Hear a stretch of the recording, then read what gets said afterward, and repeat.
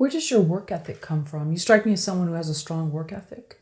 Oh, Did thank you you. learn that from parents or just the region that you are? I don't know.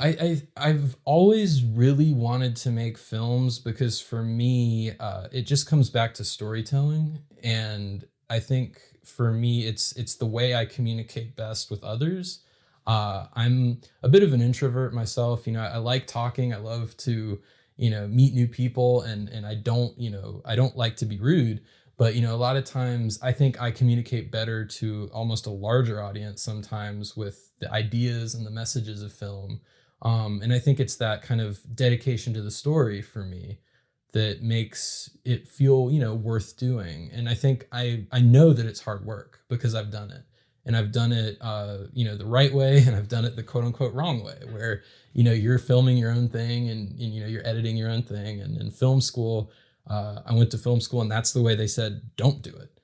And there's no slight against that because it's harder. It's truly harder. And I think I would tell folks, if you do want to make your own stories and kind of are in situations where maybe financially you can't pay a bunch of people, so you have to wear more hats, or the region you're in maybe doesn't open itself up to as many crew jobs, and so you're going to have to source one person to do five things. I think it's just kind of realizing, hey, I have to adapt. um I think being adaptable is really crucial in the film industry, and being able to not get overwhelmed with a lot of things, and because things will always go wrong. There's always going to be tech difficulties. There's always going to be someone stuck in traffic to get an actor to set on time, and you miss a window of light.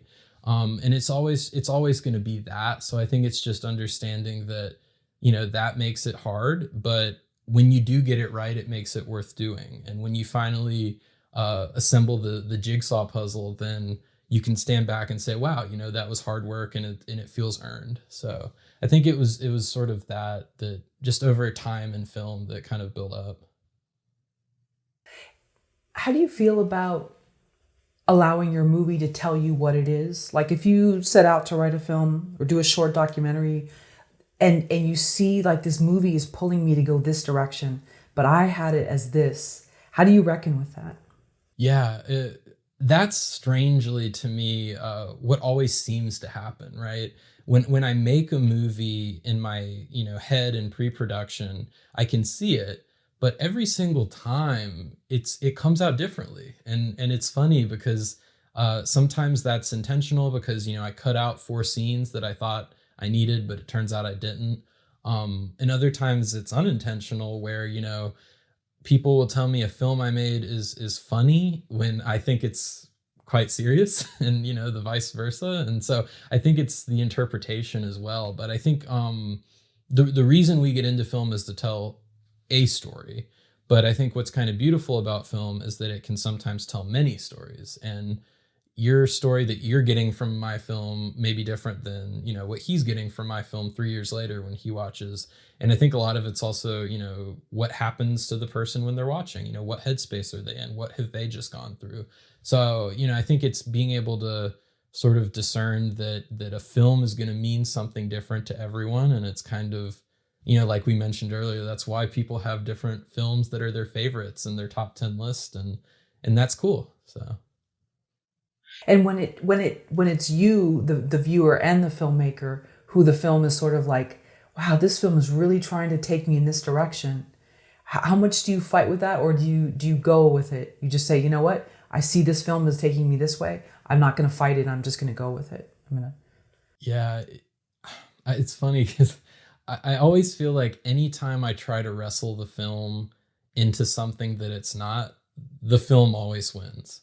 And I have eventually kind of realized a letting go of sorts goes a long way.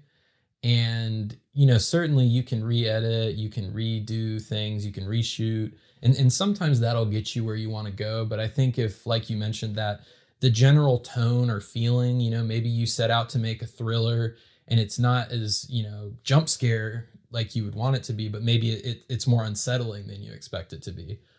Maybe that's a good thing. Maybe that makes a better experience, because we have a lot of films with jump scares, and we don't, I think, always have enough films that really stay with you more subtly. And so I think sometimes you have to allow the film to take you on a bit of a journey, whether you intend it or not. So I think it's part of the process, and I definitely do think it's quite beautiful.